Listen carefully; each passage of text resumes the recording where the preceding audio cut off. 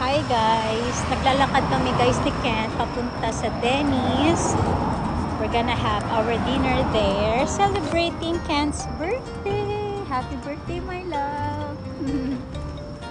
Yan, wala kasi kaming party guys kasi alam niyo naman na sobrang busy kami sa paglipat and everything. Kaya ayun, kakain na lang kami ni Ken sa labas.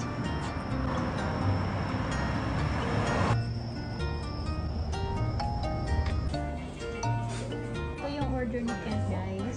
Grabe, ang daming rice. And then salad. And this is my order.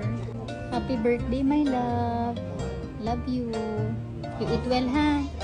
Love you. Kain tayo, guys.